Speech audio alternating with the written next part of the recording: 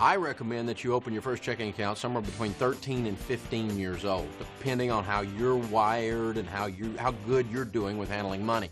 If you're doing a really good job and you're kind of a math person, then you can do it as young as 13. If you get a little bit sloppy, everyone needs to start learning to run a checking account by at least age 15.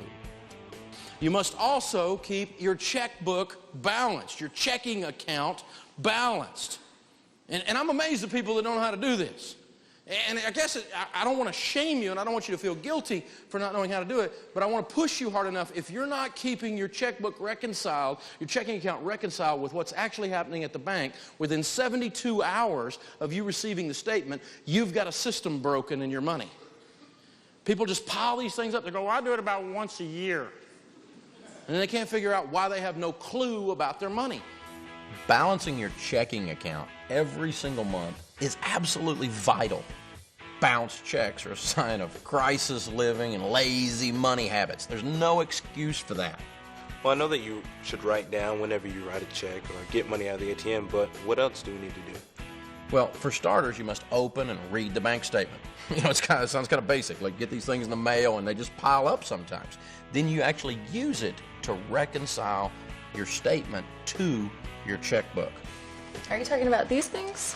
Yeah, that's exactly what I'm talking about. See, we got to get them opened up, look at them, you know, see what's going on with it. So let's check this one, for example. The first thing you do, you get it out, you read over the statement, and you double check on the statement itself to make sure that you've written down everything that's on the statement is written down in here. Because if something happened here that didn't happen here, then you've got to make sure it's all done there, right? Then you put a little check in here next to each and every transaction. You go every single transaction off the statement, you check it on here. So statement equals a check all the way through here. And you want to record any fees, and they'll go in the debit column like you'd written a check. Same column you put a check into if you have a fee. Well, what about a check I wrote? It's not showing up there. Okay, that would be an outstanding check. You've written it in here, but it's not cleared the bank yet. The same thing could happen with a deposit. You could have made a deposit, but it's not showing in the bank yet. So you've got to make adjustments for those for it to work out. So when those checks do clear, well, if the money's not in the account, you're going to be bouncing checks. So then how can I balance my checkbook if my balance is different than the balance on the statement because of these uncashed checks? Great question. See, what you do is you take those outstanding checks and you take the outstanding deposits, you look at the ending balance on your statement, and you adjust for the differences. That should then equal this number in your checkbook register. If you do this every single month, you'll never have a bounced check. Now, if you want to learn how to do stuff online, we've always got online tutorials. You can go to our website, learn about balancing checkbook, learn about a lot of other things for that matter. And once you get good at doing this manually, then you can also do your web-based system where you can just download from your bank. It's a lot quicker and easier than doing it by hand, but I want you to learn how to do it by hand first. NSF stands for Social Farmers. Stands for insufficient funds or not sufficient funds. Nice and safe. For sure. NSF stands for National Security Federation. It's okay. Just call the bank and get it straightened out. Don't let it happen again. Okay, bye. That was one of my friends freaking out. On our way to the movies last night, she stopped by the ATM and took out 20 bucks. Today, when she was using her debit card to pay for her cell phone bill, it was declined. She called the bank, and they told her that her account was overdrawn, and she owed $55 in fees. That's an NSF, non-sufficient funds. How did this happen? Bad habits and laziness.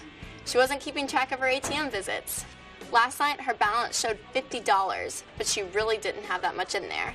A check she wrote a few days ago just cleared, and when it did, it caused her account to take a nosedive into the negative.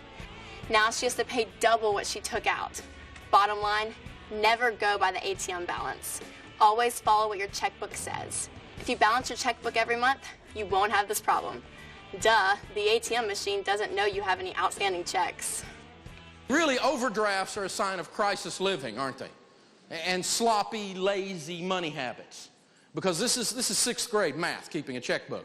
It's just a matter of doing the stuff. I mean, you know, the average millionaire can't tell you what's happening on the average TV show, but their checking account's balanced. And so, but don't tell me you know everything about the latest television craze and you don't have a clue about your own life. Throw a brick through your television, all right, and go get you a clue. Spend a few hours a month actually working on your life so you get to win. That's an idea.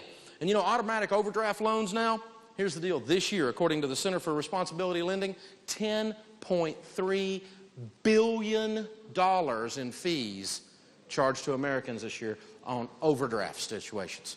Absolutely out of control stuff. It's a huge profit center for the banking industry. They are feeding off of the American public's incompetence. It's absolutely crazy. And you can use the duplicating or duplicate type checks if necessary. If you're writing checks and you forget to write them down, at least you get home and you got that little, you know, NCR copy back there that you can look at and you can keep up with them that way. A lot of people aren't using checks nearly as much as they used to. But if that's a problem for you, use the duplicate situation.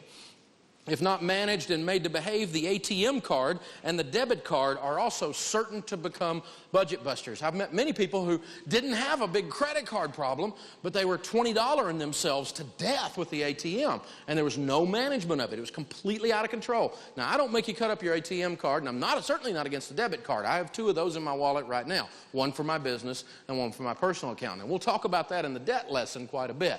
But the deal is simply this. You have to make your money behave. Whether it's checks, whether it's debit cards, whether it's ATM, whatever's going on, you have to be proactive in these situations. Now, the reasons we don't want to do a cash flow plan, most people hate the word budget because it has a straitjacket connotation. If we had told you tonight we're going to teach the budget lesson, nobody would have come. It's like going to get a root canal. I don't want to do a budget. A budget feels like I'm constricted. I can't do anything. I won't be able to order a pizza. I won't be able to buy what I want to buy. It doesn't mean any of that. It just means you have a plan. Second reason people don't want to do a budget is a budget has been used to abuse them. Their parents or maybe their control freak nerd spouse has been twisting their arm with the budget. It's not in the budget. It's not in the budget. It's not in the budget. It's not in the budget. Well, listen, if you're in here and you're an adult, well, you have a vote. And if it's not in the budget, you can put it in the budget because you're part of the voting process in the budget committee meeting. So put it together and put it in the budget. And then if together we decided it's not in the budget, that means we've learned a new word. No. It's an ancient word. It's actually been pulled from political correctness completely out of our society. You're not allowed to tell anyone no for any reason ever, including your kids. No is a word that is no longer allowed to use in our culture. It's gotten complete. Isn't it funny? Let's practice it. You push your tongue, because nobody uses it. We have to practice it.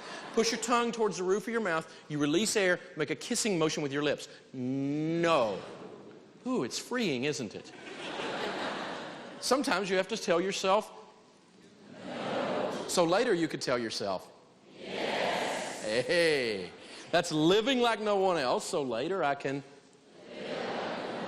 See, that's how that works. It's sacrificing to win. That's not abuse. Now, another reason we don't like to do a budget is we never had one that really worked. We tried the old yellow pad budget, you know. We're going to add it all up. We're only going to eat every other week. You remember that. I remember when we were broke, Sharon, when I would go to work, she would make my sandwiches. And I still a lot of times take food to work because I don't like to go out to eat. I don't want to fool with it. I'm a time nut. I want to get better use of the time. Plus I eat with my team and that kind of a thing. And so it's not unusual at all for me to pack my lunch. But I'll tell you what I don't eat.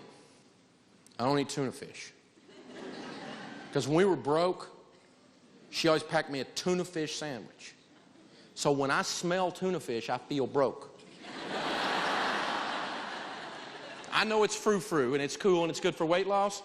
It touches my emotions way down deep. So I can't eat tuna fish. It takes me back places I don't want to go. Another reason we don't want to do a budget is paralysis from fear of what we'll find. That's called denial. You look at the bill drawer and you go, ooh, there's gremlins in there. If I open that, they'll get out. I'm afraid to stick my hand down in there. Something will gnaw it off. I'm afraid if I write everything down, I'll freak out because it's really bad. Well, guess what? That means it's probably really bad. And you're going to really freak out when they take your house. So you need to write it down, okay? Yes, there's going to be some things you're not going to want to face when you see it. But I tell you what, it's easier to face them and cleanse the wound and let it heal than it is just let it continue to be infected. And so face that fear, do it. A lot of times when people add up their budget and stuff and add up their bills, particularly if you're behind on your bills, it's not nearly as bad as you thought it was when you write it all down. You go, oh, it was just a stack of old bills. There's really only one due. We'll throw all the late ones away, and this is the one. You know? Because it's got all of it on there anyway, right? I mean, it's not like those others mattered. We weren't going to pay back there. This is just the one we got to deal with. So, you know, and so sometimes a big box of stuff turns into a little stack of stuff like this if you get organized and lay it all out. That is the best way to do it. You know, one guy, he was doing his budget and laid everything out. He's kind of a good old boy guy, you know, and he says, yeah, Dave, he said, when we added it all up, so we looked at our past few months, we've been eating out too much. I said, what do you mean you've been eating out too much? He said, we've been eating out too much. I said, what do you mean? He said, well, we added it all up, we've been spending about $1,200 a month on restaurants. I went, whoa, just what you're saying. He said, yeah, I figured out why I didn't have a retirement. I've been eating it. So sometimes it's good things that you find. You can now make positive choices and go, hey, that isn't really who I want to be when I grow up.